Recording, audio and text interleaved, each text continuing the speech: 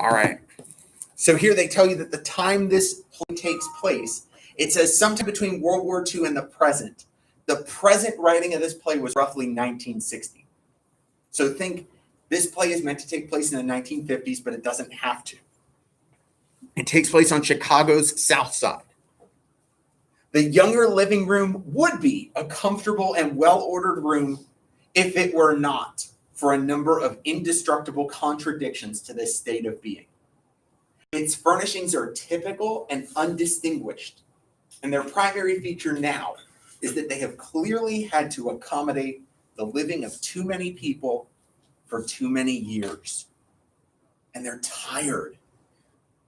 Still, we can see that at some time, a time probably no longer remembered by the family, except perhaps for Mama, the furnishings of this room were actually selected with care and love and even hope, and brought to this apartment and arranged with taste and pride. That was a long time ago. Now the once loved pattern of the couch upholstery has to fight to show itself from under acres of crocheted doilies and couch covers that have themselves finally come to be more important than the upholstery. And here a table or a chair has been moved to disguise the worn places in the carpet. But the carpet has fought back by showing its weariness with depressing uniformity elsewhere on its surface. Weariness has in fact won in this room. Everything has been polished, washed, sat on, used, scrubbed too often. All pretenses but living itself have long since vanished from the very atmosphere of this room. Moreover, a section of this room, for it's not really a room unto itself, though the landlord's lease would make it seem so, slopes backward to provide a small kitchen area where the family prepares the meals that are eaten in the living room proper, which must also serve as dining room. The single window that has been provided for these two rooms is located in this kitchen area. The sole natural light the family may enjoy in the course of a day is only that which fights its way through this little window. At left, a door leads to a bedroom that's shared by Mama and her daughter beneath it. At right, opposite, is a second room. Walsh. Hey. Not yet. I was going to get on that. Yeah, absolutely. Yeah, totally. Absolutely. Thank you. Bye. All right, so you notice here that as we spin out, we're giving you what other rooms go. Let's start by our general idea of this place. Do they talk about how many couches, what kinds of chairs, what's on the walls? Nah. But do you get an impression that this place is a home?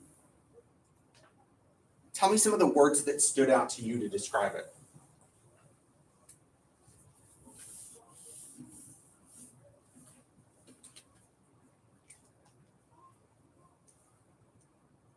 Worn. Worn. Undistinguished. That's good. Any others? I'm going to add one. Tired.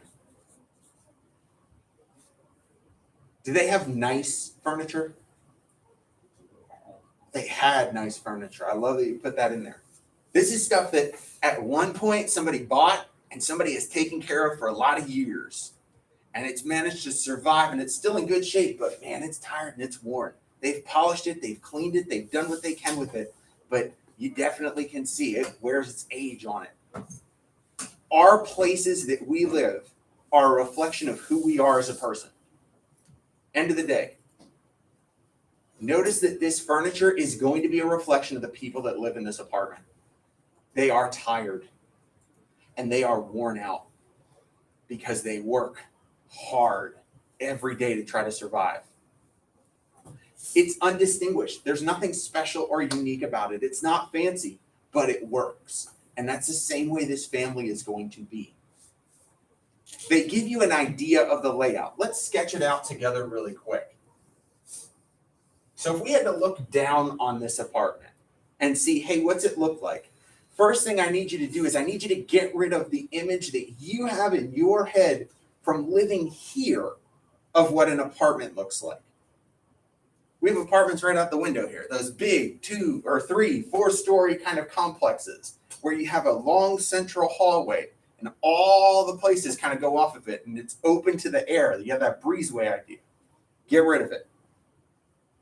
Instead, I want you to think of the tall apartment buildings that you would see in a bigger urban center. Huh? See, think New York. We're in Chicago, so we're not that far off. These are old style buildings, brick, 10 stories maybe. Usually not that tall, but still. We described that there's a large central area here that's a living room and a dining room, and back here is where the kitchen is. But it's not any different. There's no walls around the kitchen. It's just, hey, here's where the stove is. There's one window in this entire space.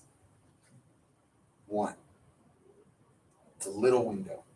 And you imagine if it's these big kind of apartment buildings, there's probably an apartment building right alongside this apartment building. So is there a whole lot of sun that comes in this place? Nope. We described that, hey, there's a room here that's a bedroom, and we can guess there's a room here on the side that's a bedroom. But hey, let's kind of do the math. So if Benita and Mama are in this room and Walter and Ruth are in this room, who have we left out?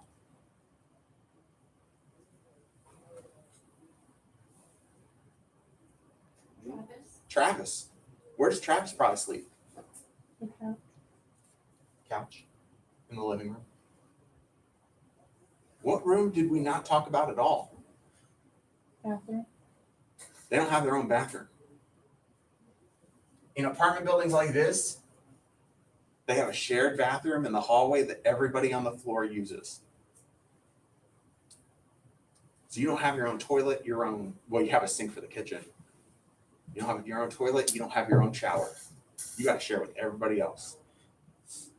And so we're going to bring that up really quickly as they're getting ready for the day here in Act 1, Scene 1. But we just want to process, hey, this is what we're looking at. So let's go on, and we see that Scene 1 starts here. It says it's Friday morning. Again, we get some stage direction first before we're going to go to the audio and play how these people are going to talk. It's morning dark in the living room. Travis is asleep on the make-down bed at center. An alarm clock sounds from within the bedroom at right, and presently Ruth enters from the room and closes the door behind her. She crosses sleepily toward the window. As she passes her sleeping son, she reaches down and shakes him a little.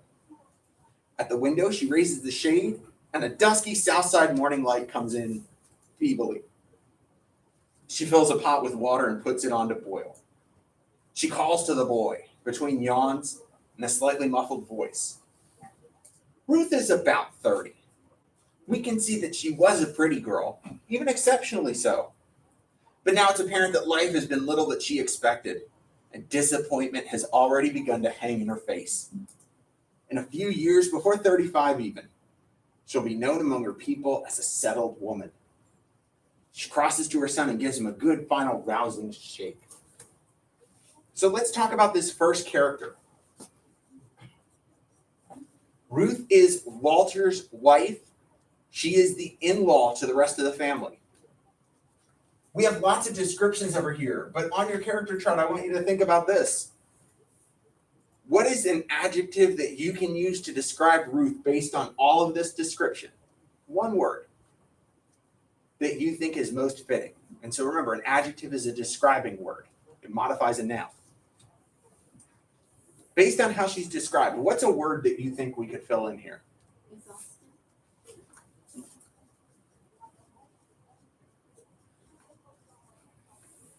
Anybody have a different word that describes her, or maybe describes a different thing that's brought up in her stage direction here?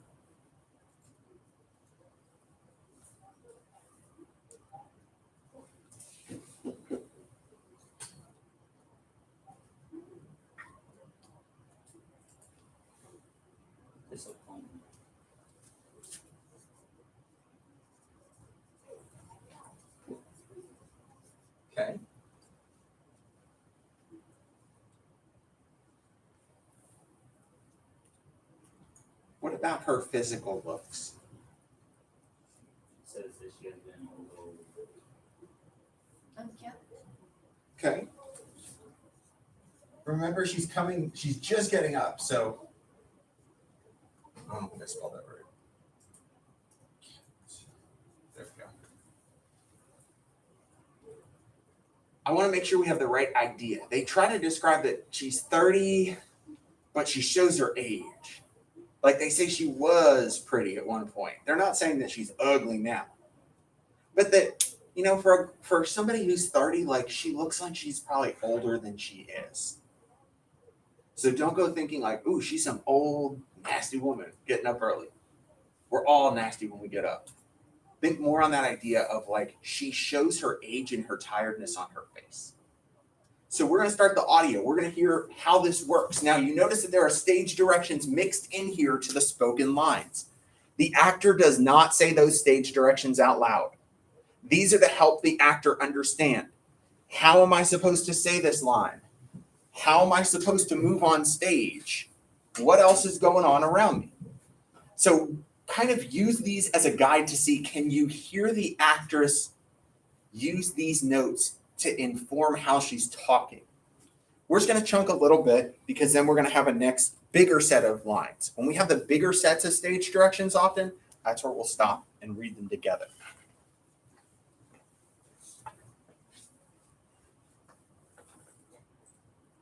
Party, starring Julianne Elder, be produced on Broadway. American.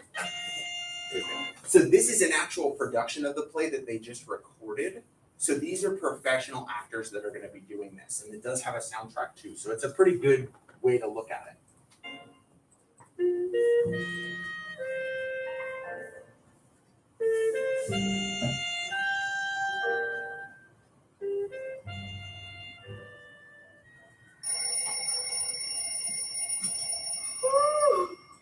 Wake up, Travis. Travis. Come on now, boy. Wake up. Come on, Travis. It's 7:30. I said, hurry up, Travis. You ain't the only person in the world got to use the bathroom. Just 5 more minutes. Travis, wake up. Walter Lee. Walter Lee, it's after 7:30. Let me see you doing some waking up in there now. You better get up from there, man. It's 7:30, I tell you. All right. You go on ahead and lay there. The next thing you know, Travis will be finished, and Mr. Johnson will be in there, and you'll be fussing and cussing around here like a madman. And be late, too. Walter Lee, it's time for you to get up. Okay, so let's take a second to process some of this. And we notice that there's a chunk of text to describe Travis as he's getting up too. Travis is simple on your character chart. You ready? Tell me that Travis is 10 or 11 and you're good. He's a boy. You don't need to know much more than that.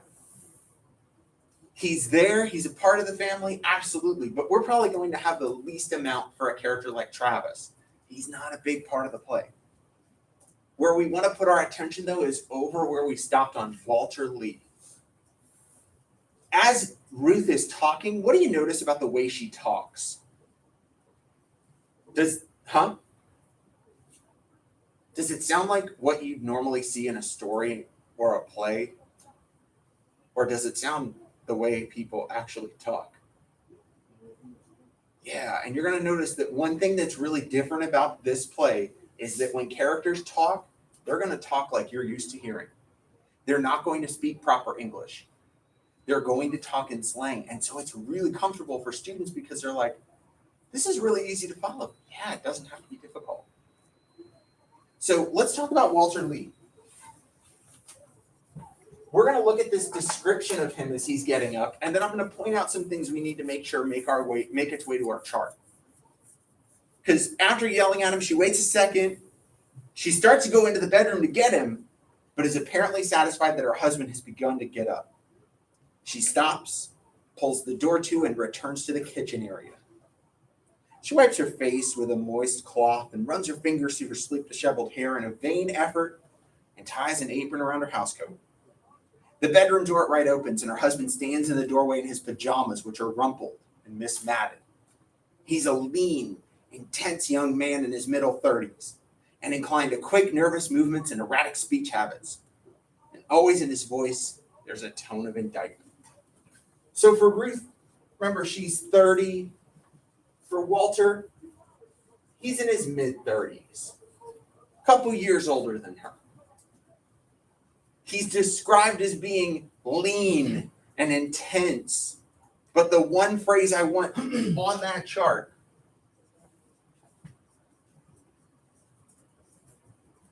is how they describe his voice. Walter has a quality of indictment in his voice. This is important that we understand what this is from the start, because everything else he says makes perfect sense then. If you're indicted of something, do you know what that means? We normally hear that word used with courts. To be indicted means to be charged or blamed for. Walter has a quality of indictment in his voice. Everything he says, it's whatever he's talking about is somebody else's fault. It's not my fault. He's blaming somebody. He's looking for somebody else to be the issue here. And so I want you to keep that in mind as we hear him talk, because, bless you, if you can hear that, everything he says makes perfect sense. He always wants to blame someone else.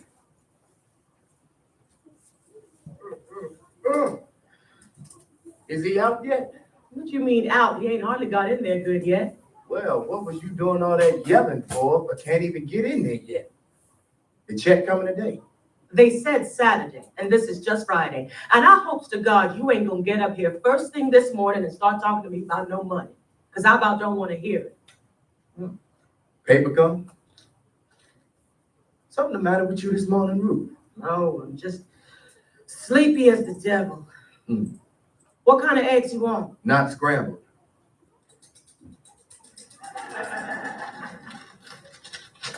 Oh. They set off another A-bomb yesterday. Did they? Now, what's the matter with you? Ain't nothing the matter with me. And don't keep asking me. Ain't nobody bothering. Oh. They say here Colonel McCormick is sick. Is he now? Oh, thing.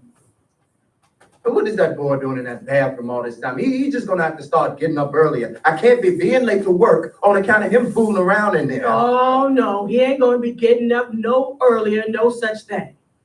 It ain't his fault that he can't get to bed because he got a bunch of crazy, good-for-nothing clowns run their mouths in what's supposed to be his bedroom after 10 o'clock at night. That's what you mad about, ain't it? The things I want to talk about with my friends couldn't be important in your mind, could they? Walter, why you always got to smoke before you eat in the morning? Just look at him down there, running and racing to work. Oh, you look young this morning, baby. Yeah. Just for a second, stirring them eggs. Just for a second, you look real young again. It's gone now.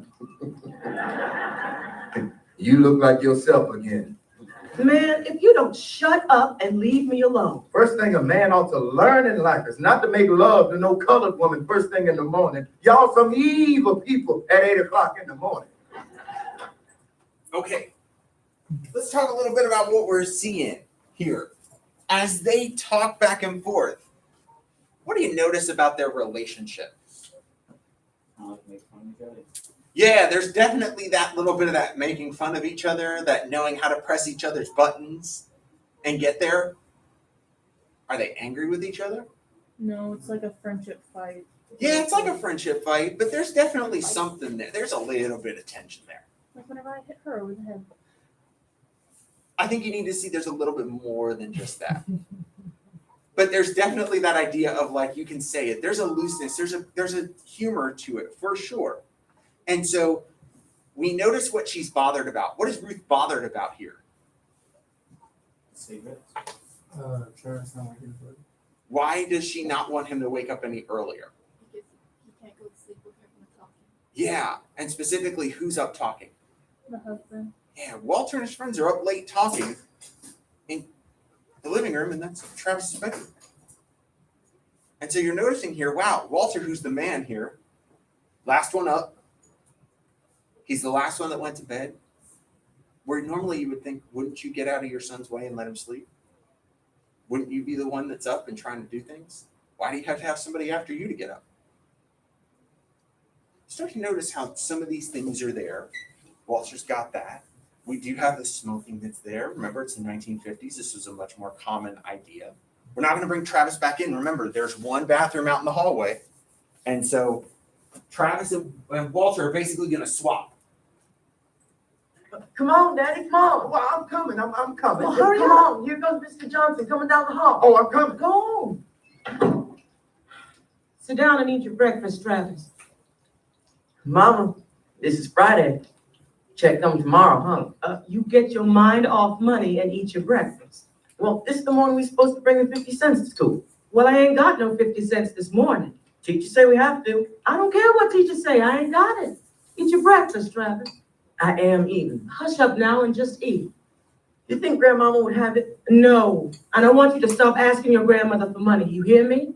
Golly, I don't ask her. She just give me it sometimes. Travis, look younger. I got too much on me this morning. Maybe Daddy, Travis! could I maybe go carry some groceries in front of the supermarket after school then? Just hush, I said. Well, if you're through eating, you can make up your bed. I'm going. So why is he so insistent on I need the money to take to school? The teacher said so. Teacher said so. So what does he not want to be? Odd man out. Odd man out. You don't ever want to be the only kid that doesn't show up without money, because then what are people going to assume? Poor, you ain't got it. He's trying to come up with solutions, but is Ruth just being difficult here, or do they not have it? They don't have it. And so we need to see both sides of this, that there's this struggle. And so you notice they're going to move rather quickly through here. Normally, at this point at the top here, you notice that there's a stage direction that Travis would go and fix up his bed before he leaves, but he's mad at his mom. You told me no. So we're going to see her kind of, again, use that joking kind of manner, that friend making fun of. Dawn, Come here. If you don't take this comb and fix this here head, you better. About to march out of here with that head looking like chicken slept in it. I just don't know where you get your stubborn ways. I'm gone. And get your jacket too. It looks chilly outside. Get your car fare and milk money, and not 1 penny for no caps. You hear me? Yes, Oh, Mama makes me so mad sometimes. I don't know what to do. Oh, I wouldn't kiss that woman goodbye this morning, not for nothing in this world. Not for nothing in this world. Come here. Now, whose little old angry man are you? oh, golly, Mama. Oh, golly, Mama. Get on out of here. You're going to be late. Mama, could I please go carry groceries? Honey, it's starting to get so cold evenings. Then what is it he wants to do? Go carry groceries at the supermarket. Well, let him go. I have to. She won't give me the 50 cents. Why not? Because we don't have it. What'd you tell the boy things like that for? Here, son. Thanks, Daddy. In fact, here's another 50 cents. You buy yourself some fruit today or take a taxi cab to school or something. Whoopee. Hey, you better get down now and get to school, man. Okay, goodbye. Okay, so notice kind of what we have here dynamic wise. As Travis goes to leave and he's upset, Ruth can kind of pick on him a little bit, get through the skin, and they get their moment to hug. Oh, cute. And then how does Walter react when he hears that Ruth wouldn't give him the money? Contradicting the mother. Why does he want to contradict her? He wants to be the good parent. It goes a little further than that. Yeah, I would agree with that too. But why does he want to make sure his son leaves with that money? He doesn't want to be seen as the poor family. He doesn't want to be seen, but he also, more specifically, doesn't want his son to realize it. Do you think that your parents sometimes have made choices to get you what you need, even though it maybe hurt them? Think about that idea of they don't want you sometimes to know what's going on because it shouldn't be your problem, it's their problem. And Walter's really conscious of that. And so notice that he doesn't just give him the 50 cents. He gives him an extra 50 cents. Look at your stage directions. How does Ruth react? Murder in her eyes. Murder in her eyes. You know, usually Travis will jump up and Walter will kind of hug him. Remember, he's supposed to be like 10. So Travis's back would be to his mother. Walter's like looking over Travis's shoulder, and that woman's just staring at him like, when this boy leaves, I will kill you. I will kill you. How dare you do this? So they're going to talk. Notice that there was already a little bit of a tension between them, and that tension's just going to kind of get a little bit more here.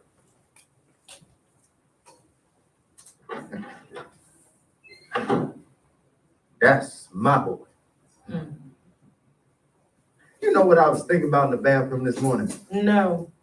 How come you always try to be so pleasant? What is there to be pleasant about? You want to know what I was thinking about in the bathroom or not? I know what you was thinking About what about. me and Willie Harris was talking about last night. Willie Harris is a good-for-nothing loudmouth. Anybody who talks to me got to be a good-for-nothing loudmouth. Hey, what you know about who just a good-for-nothing loudmouth? Charlie Atkins was just a good-for-nothing loudmouth too, wasn't he? When they wanted me to go into the dry cleaning business with him, and now he grossing $100,000 a year. $100,000 a year. You still call him a loudmouth? Oh, Walter Lee. You tired, ain't you? Mm. You tired of everything. Me, the boy, the way we live, this beat up hole, everything, ain't you? So tired, moaning and groaning all the time, but you wouldn't do nothing to help, would you? You couldn't be on my side for that long for nothing, could you? Walter, please leave me alone. A man needs for a woman to back him up. Walter. Mama would listen to you. You know she listen to you more than she do me, and finish your thing more of it. All you got to do is just sit down with her when you're drinking your coffee and talking about things like you do, and you just sip your coffee, see, and say easy like that you've been thinking about that deal Walter Lee is so interested in, about the store and all, and sip some more coffee like what you said ain't that important to you. And the next thing you know, she listening good and asking questions. And when I come home, I can tell her the details. This ain't no fly-by-night proposition, baby. I mean, we figured it out. Me, Willie, and Bobo. Bobo. Yeah. You see, this little liquor store cost $75,000, and we figured initial investment on the place be about $30,000. See, $10,000 each. Of course, there's a couple of hundreds you gotta pay so you don't spend your life waiting for them clowns to get your license. You mean grab? Well, don't call it that. See there? That just goes to show you what women understand about the world. Baby, don't nothing happen for you in this world unless you pay somebody off. Walter, leave me alone. Eat your eggs, they're gonna be cold. You see that? Man says to his woman, I got me a dream. And this woman say, eat your eggs. Man say, I gotta take hold of this here world, baby. And a woman will say, eat your eggs and go to work. A man say, I got to change my life. I'm choking to death, baby. And his woman say, your head's getting cold. Walter, that ain't none about money. This morning, I was looking in the mirror and thinking about it. I'm 35 years old. I've been married 11 years. And I got a boy who sleeps in the living room. And all I got to give him is nothing. Nothing but stories about how rich white people live. Eat your eggs, Walter. Damn my eggs. And damn all the eggs that ever was. And go to work. See, I'm trying to talk to you about me, and all you can say is eat them eggs and go to work? Honey, you never say nothing new. I listen to you every day, every night, and every morning, and you never say nothing new. So you would rather be Mr. Arnold than be his chauffeur. So I would rather be living in Buckingham Palace. That's just what's wrong with the colored woman in this world. Don't understand nothing about building the men up, making them feel like they're somebody, like they can do something. There are colored men who do things. No thanks to the colored women. Well, being a colored woman, I guess I can't help myself, no. We one group of men tied to a race of women with small minds. Okay, lots of stuff here that we want to make sure hits our chart. Mostly about Walter. You'll notice that your chart has a few columns, and one of them is desires. A big part of this play is what these characters want out of life. And Walter has told us what his dream, his desire is right now. What is it that he wants? Yeah. How does he think he can get that big house? Getting money from like the woman's mother and investing in, I think, a liquor store. Yes. So in that column for desires for Walter, I want you to write down this liquor store. There is a check coming. We don't quite know what that check is yet. I will tell you that it is life insurance for Walter's father. And Walter wants to take that money and invest it into a liquor store. He wants to provide for his family. Well, how much money is that going to take? 1,000. He says he needs $10,000. Tell me the main problem with that based on what happened this morning here. They don't even have a nickel. He doesn't even have 50 cents. And here's this guy like, I want to have a liquor store. All of us have dreams. Reality sometimes gets in the way. But to Walter here, he's like, no, we can do this. Tell me, there are two people that he wants to go into business with. Tell me the one that automatically strikes you where you're like, nope, this is a bad idea. Yeah. If a man named Bobo tells you he wants to go into business with you, I think that's a clear sign that this probably isn't a great idea. And that's part of what his wife reacts to, like, Bobo. You gonna trust Bobo? Come on. We also have what Walter does for a living that comes up. Walter is a chauffeur. He drives a car for a rich white guy. Before Uber, before, those kinds of things, someone would actually hire a person. This is your single driver. And so Walter drives this rich white guy around all day. And so we I think I spelled it right, but that's all right. There's a U between the E and the N. When we're looking here, we got to see Walter works in a business where he can't do what he wants. He has to do what this other guy wants. So he's frustrated. And it comes out when he's talking about eggs of all things. It's meant to be fun. It's meant to be humorous. But it shows that tension. Walter's stuck. And notice that quality of indictment comes in. It's not my fault. It's all the black women that don't support black men. It's the fact that I can't talk about what I want. It's the fact that I can't have my friends over and do this or that. It's never him. It's always somebody else. And so as we come back to this on Monday, we're going to start to introduce the other characters pretty quickly. You notice, you were like, oh my God, this we took so long to get started. Once we get going, this plane moves. It's natural. It's easy to follow. And so we'll be using this as our kind of guiding thing in the next few weeks. Let's end this.